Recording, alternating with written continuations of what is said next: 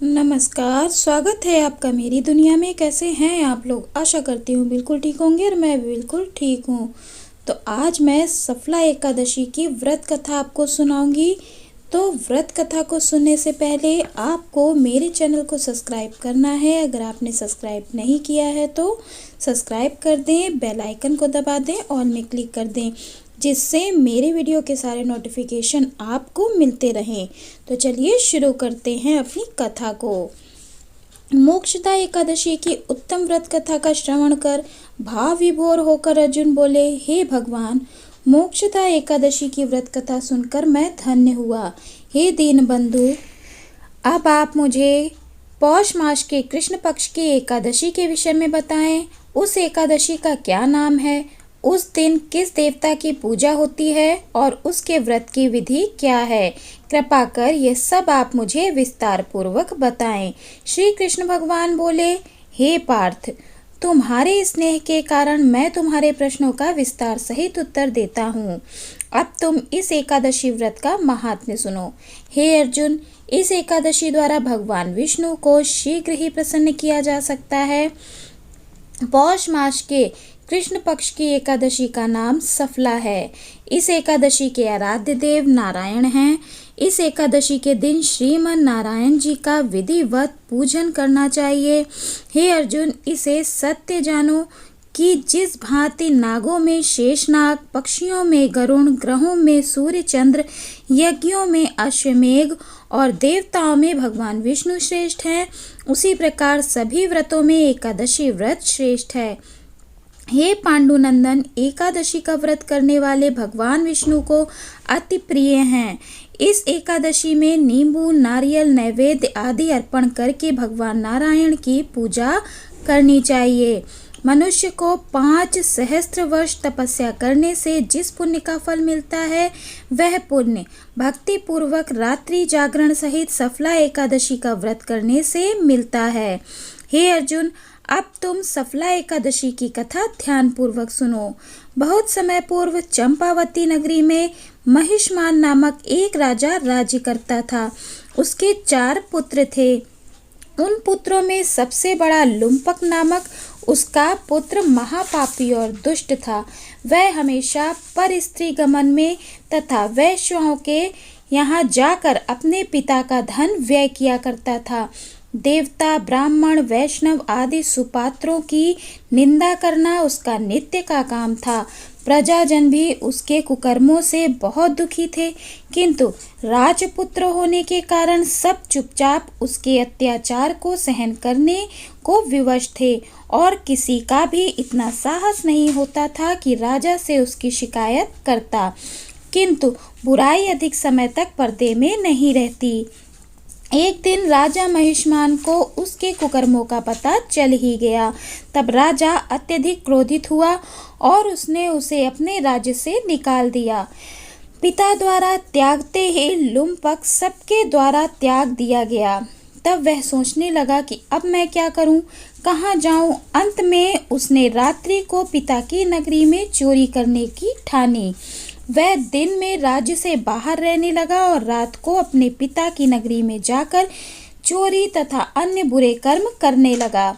रात्रि में वह जाकर नगर के निवासियों को मारता तथा कष्ट देता। वन में वह निर्दोष पशु पक्षियों को मारकर उनका भक्षण किया करता था। किसी किसी रात जब वह नगर में चोरी चकारी आदि करते पकड़ा भी जाता तो राजा के डर के मारे पहरेदार उसे छोड़ देते थे। कहते हैं कि कभी कभी अनजाने में भी प्राणी ईश्वर की कृपा का पात्र बन जाता है। ऐसा ही कुछ लुम्पक के साथ भी हुआ। जिस वन में वह रहता था वह भगवान को बहुत प्रिय था। उस वन में एक बहुत पुराना पीपल का वृक्ष था तथा उस वन को सब लोग देवताओं का क्रीड़ा स्थल मानते थे। ऐसे पीपल वन में उसी पीपल के वृक्ष के नीचे महापापी लुम्पक रहता था। कुछ दिनों बाद पौष माह के कृष्ण पक्ष की दशमी के दिन वस्त्रहीन होने के कारण लुम्पक शीत के मारे मूर्छित हो गया। शीत के कारण वह रात्रि को न सो सका और उसके हाथ पैर अकड़ गए।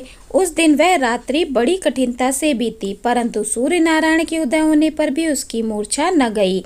वह ज्यों का त्यों पड़ा रहा। सफला एकादशी के मध्याह्न तक वह दुराचारी मूर्छित ही पड़ा रहा।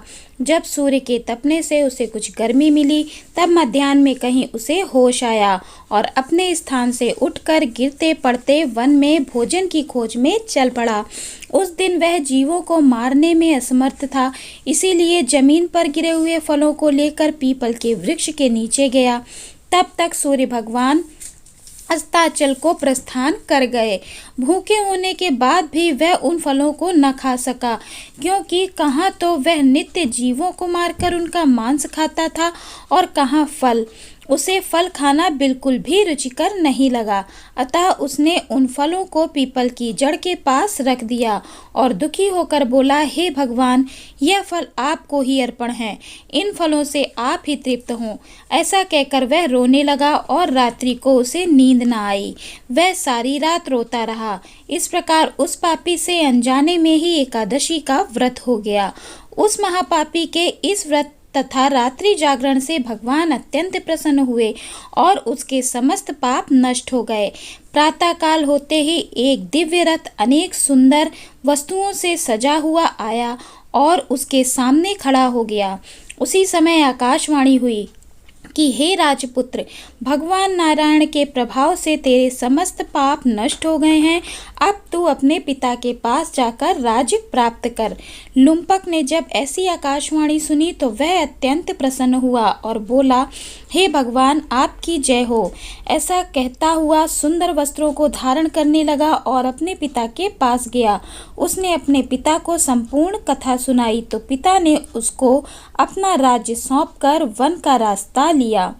अब लुम्पक शास्त्रानुसार राज्य करने लगा। उसकी स्त्री, पुत्र आदि भी नारायण के परम भक्त बन गए। वृद्धावस्था आने पर वह अपने पुत्र को गद्दी देकर भगवान का भजन करने के लिए वन में चला गया और अंत में परम पद को प्राप्त हुआ। हे अर्जुन, जो मनुष्य श्रद्धा व भक्ति पूर्वक इस सफला एकादशी का व्रत करते हैं, उनके सभी पाप नष्ट हो जाते हैं और अंत में मुक्ति मिलती है। हे अर्जुन, उन मनुष्यों को पूंछ और सींगों से रहित पशु जानो, जो इस सफला एकादशी व्रत के महत्व को नहीं समझते।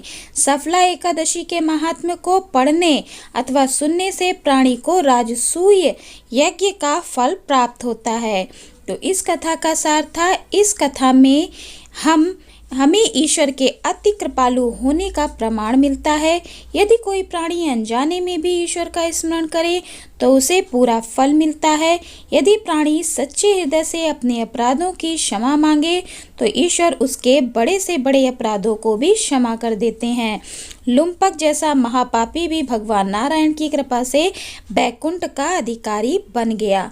तो आपको मेरी ये कथा अच्छी लगी हो तो मेरे वीडियो को लाइक कर दें, शेयर कर दें, कमेंट कर दें और कमेंट में राधे राधे हरे कृष्णा ज़रूर लिखें। तो खुश रहें, मस्त रहें, मुस्कुराते रहें। राधे राधे हरे कृष्णा।